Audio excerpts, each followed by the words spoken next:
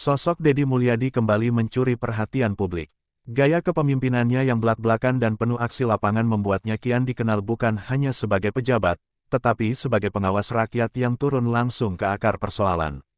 Belakangan, pria yang akrab disapa Kang Deddy itu intens melakukan inspeksi mendadak sidak ke berbagai perusahaan dan proyek infrastruktur di Jawa Barat, mulai dari pabrik air mineral, proyek bangunan warisan pemerintahan sebelumnya, hingga truk-truk pengangkut yang merusak jalan umum.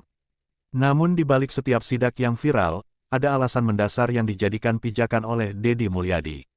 Ia menegaskan bahwa langkahnya bukan sekadar mencari sensasi, melainkan bagian dari upaya menegakkan keadilan sosial, menjaga lingkungan, dan memastikan kesejahteraan masyarakat. Dalam setiap kunjungan lapangannya, Kang Deddy selalu menegaskan satu prinsip utama, kehadiran industri harus membawa keseimbangan antara keuntungan perusahaan dan kesejahteraan masyarakat sekitar. Kalau di satu daerah ada pabrik besar, apalagi perusahaan air, maka rakyat di sekitarnya harus cukup air, harus bisa bekerja, dan jalannya harus bagus, ujar Deddy dalam salah satu pernyataannya yang dikutip dari etnews.id. Menurutnya, pembangunan ekonomi yang tidak memperhatikan rakyat setempat hanyalah bentuk eksploitasi modern. Deddy ingin memastikan bahwa kehadiran investasi besar tidak menjadi kutukan bagi warga, melainkan berkah yang nyata. Salah satu sidak paling ramai dibicarakan adalah kunjungan Deddy ke pabrik air mineral Aqua PT Tirta Investama di Subang. Dalam kunjungan itu, Deddy terkejut saat mengetahui bahwa air yang diklaim berasal dari pegunungan ternyata diambil dari sumur bor dalam sedalam 100-130 meter. Temuan ini memicu perdebatan publik soal transparansi dan dampak lingkungan. Deddy menilai pengambilan air tanah dalam skala besar bisa mengancam ketersediaan air warga sekitar, menurunkan muka tanah, bahkan memicu longsor di kemudian hari. Kalau rakyat harus beli air galon tapi perusahaan besar mengambil air tanah gratis, itu sudah tidak adil, tegas Deddy dalam pernyataan yang dikutip dari suara.com dan emitennews.com. Deddy menegaskan bahwa pelestarian lingkungan bukan sekadar tanggung jawab pemerintah, tapi juga moralitas industri. Dalam banyak sidaknya, Deddy menemukan ironi yang menohok. Truk-truk pengangkut air bermuatan lebih dari 13 ton melintasi jalan desa yang rusak, sementara supirnya dibayar dengan upah minim dan masyarakat sekitar harus menanggung kerusakan infrastruktur. Saya tidak anti-industri, tapi kalau perusahaan untung besar sementara rakyatnya sengsara, itu namanya ketimpangan sosial, ujar Deddy, dikutip dari bertuahpos.com. Bagi Deddy, keadilan sosial bukan jargon politik, tapi tanggung jawab nyata pemerintah. Karena itu, ia menuntut agar perusahaan besar ikut memperbaiki fasilitas umum, memperhatikan upah pekerja, dan memastikan keamanan lingkungan kerja. Tak hanya perusahaan swasta, proyek infrastruktur pemerintah pun tak luput dari sorotan Deddy Mulyadi. Ia bahkan berani mengkritik proyek warisan pemerintahan sebelumnya, seperti pembangunan teras Cihampelas di Bandung senilai 48,5 miliar rupiah, yang disebutnya semrawut dan tidak berpihak pada kebutuhan masyarakat. Uang rakyat harus kembali kepada rakyat, bukan untuk estetika yang tidak berguna, ucapnya seperti dikutip dari erapos.com. Melalui sidak ke proyek-proyek itu, Deddy ingin memastikan setiap rupiah dari anggaran publik digunakan dengan benar, transparan, dan berorientasi pada manfaat nyata. Rangkaian sidak Deddy Mulyadi bukan sekadar pertunjukan politik atau pencitraan. Di balik sorot kamera dan viralnya video-video sidak di media sosial, tersimpan pesan moral yang kuat bahwa kekuasaan sejati ada pada keberpihakan kepada rakyat. Bukan pada kepentingan segelintir orang. Melalui tindakannya, Deddy ingin membangun paradigma baru, pejabat tidak hanya duduk di balik meja, tetapi harus hadir di lapangan, menyaksikan langsung ketimpangan, dan memperbaikinya. Sidak-sidak Kang Deddy menjadi simbol perlawanan terhadap ketidakadilan ekonomi, pengabaian lingkungan, dan lemahnya pengawasan publik. Dalam setiap langkahnya, ia berusaha mengingatkan bahwa pembangunan sejati adalah ketika rakyat tersenyum, bukan ketika gedung megah berdiri. Assalamualaikum, sampurasun, wilujeng enjing wargi Jabar, dan seluruh warganet dimanapun berada. Semoga pagi hari ini, pagi yang mencerahkan, membahagiakan, dan menghamparkan harapan.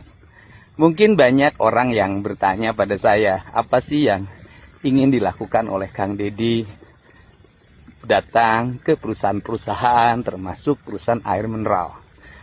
Kemudian juga apa sih yang ingin dilakukan sehingga sangat tegas dengan urusan pertambangan, urusan mobil-mobil dengan muatan dan tonase yang melebihi kapasitas, ada hal yang perlu disampaikan oleh saya.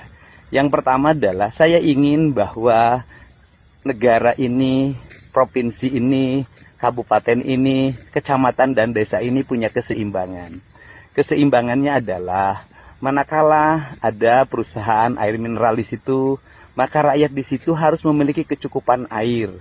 Rakyatnya harus bisa bekerja, jalannya harus bagus.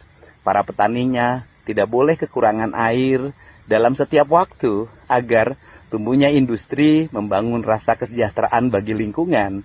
Bukan sebaliknya, industri bertentangan dengan kepentingan warga di sekitarnya. Kalau ada pabrik, maka pabriknya harus memberikan rasa nyaman bagi lingkungannya. Warganya harus bekerja, lahir anak-anak dengan pendidikan yang baik, sehingga mereka bisa menjadi kelas menengah, jadi manajer di perusahaan-perusahaan, jadi dirut dari perusahaan-perusahaan, jadi direktur. Ini yang saya inginkan. Dengan apa? Dengan pendidikan. Pendidikan dari mana? Didapat dari pajak perusahaan, sehingga anak-anak yang punya kualitas bisa sekolah gratis sampai perguruan tinggi. Kemudian infrastrukturnya harus baik, rakyatnya harus punya kecukupan gizi, protein, nutrisi, rumah-rumah di sekitarnya harus baik.